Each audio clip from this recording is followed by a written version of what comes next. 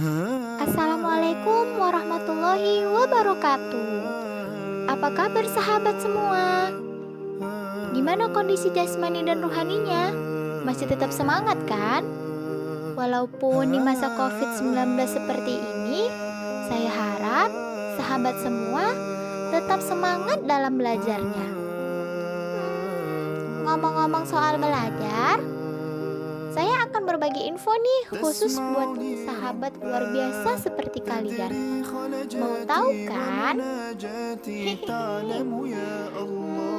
Nah, jadi saya akan memberitahu tentang media dan sumber pembelajaran tematik di sekolah dasar atau madrasah ibtidaiyah.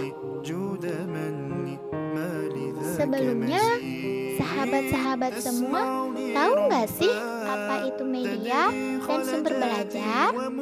Dan tahu nggak sih pembelajaran tematik itu seperti apa? Nah, daripada penasaran, yuk kita simak lanjutan video selanjutnya. Cekidot! Nah, sahabat semua harus tahu nih, apa sih pembelajaran tematik terpadu itu sebelum kita masuk ke media dan sumber pembelajaran tematiknya. Jadi sahabat semua,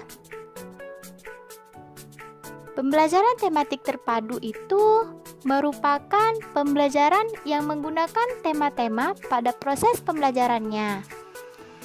Berdasarkan Kementerian Pendidikan dan Kebudayaan pada tahun 2013 menyatakan bahwa pembelajaran tematik terpadu adalah pembelajaran dengan memadukan beberapa mata pelajaran melalui penggunaan tema, di mana peserta didik tidak mempelajari materi mata pelajaran secara terpisah. Semua mata pelajaran yang ada di sekolah sudah melebur menjadi satu kegiatan pembelajaran yang diikat dengan tema. Seperti pelajaran IPA, Bahasa Indonesia, IPS, dan Seni Budaya yang dilebur menjadi satu pelajaran sehingga menjadi satu tema pada proses pembelajaran di kelas. Mengenai pembelajaran tematik terpadu, ternyata pembelajaran ini memiliki beberapa tujuan yang orang-orang banyak tidak mengetahuinya. Yang pertama, mudah memusatkan perhatian pada satu tema atau topik tertentu. Yang kedua, mempelajari pengetahuan dan mengembangkan berbagai kompetensi mata pelajaran dalam tema yang sama. Yang ketiga, memiliki pemahaman terhadap materi pelajaran lebih mendalam dan berkesan. Keempat, mengembangkan kompetensi berbahasa lebih baik dengan mengaitkan beberapa mata pelajaran lain dengan pengalaman pribadi siswa itu sendiri. Yang kelima, lebih bergairah belajar karena mereka dapat berkomunikasi dalam situasi nyata seperti bercerita, bertanya, menulis, sekaligus mempelajari pelajaran yang lain. Keenam, lebih merasakan manfaat dan makna belajar karena materi yang disajikan dalam konteks tema yang jelas. Berbicara mengenai pembelajaran tematik terpadu di kelas, tidaklah semudah membalikan telapak tangan sahabat semua. Jadi, guru juga memiliki peranan penting dalam proses pembelajaran tematik ini. Seorang guru harus pandai-pandai memiliki cara bagaimana siswa dapat menerima pembelajaran dengan baik dan selalu diingat oleh mereka. Jadi, hal yang perlu dilakukan oleh seorang guru paling utama adalah ia harus memiliki media dan sumber belajar dalam pembelajaran yang dilakukan di dalam kelas. Nah, media ini merupakan komponen strategi pembelajaran, di mana media juga adalah wadah dari pesan yang oleh sumber atau penyalurnya ingin diteruskan kepada sasaran atau penerima pesan. Dan materi yang ingin disampaikan adalah pesan pembelajaran. Sehingga tujuan yang ingin dicapai adalah terjadinya proses belajar. Jadi, media ini mencakup semua sumber belajar yang diperlukan untuk melakukan komunikasi dengan siswa dan siswi di kelas.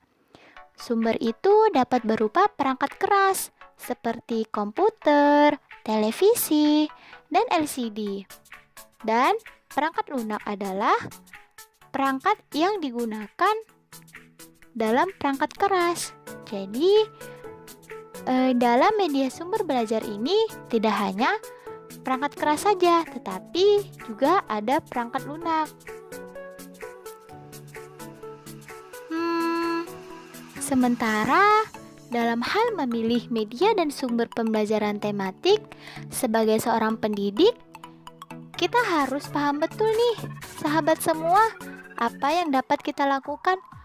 Yuk, disimak ya penjelasan berikut ini. Yang pertama, harus ada kejelasan tentang maksud dan tujuan pemilihan tersebut.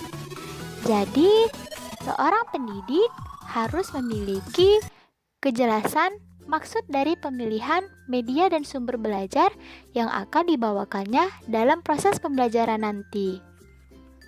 Kedua, kedekatan dengan media. Nah, media yang dipilih haruslah dikenal sifat dan ciri-cirinya, agar nantinya seorang guru dapat melaksanakan pembelajaran sesuai dengan harapan tujuan yang ingin dicapainya. Yang ketiga, adanya sejumlah media yang dapat diperbandingkan. Maksudnya adalah ada media lain yang memang benar-benar dapat dibandingkan dengan media yang dipilih. Apakah media yang kita pilih itu sesuai dan tepat kita berikan atau tidak? Terakhir, apakah media yang diperlukan adalah media jadi atau media yang harus dipersiapkan dan dikembangkan sendiri? Nah, ini adalah langkah yang paling akhir yang harus dilakukan oleh seorang guru. Jadi, seorang guru harus benar-benar mempersiapkan media dan sumber belajar yang ingin dibawakannya. Apakah itu medianya media sudah jadi, yaitu berbentuk video, atau berbentuk suatu karya tangan. Jadi, untuk contoh media dan sumber belajar yang bisa dipersiapkan dalam pembelajaran tematik, yaitu salah satunya adalah mengamati gambar orang yang bersikap menjaga lingkungan. Nah, jadi itulah tentang media dan sumber pembelajaran tematik. Semoga bermanfaat ya, sahabat semua, dan tetap semangat dalam belajarnya. Salam semangat belajar dari saya. Assalamualaikum warahmatullahi wabarakatuh.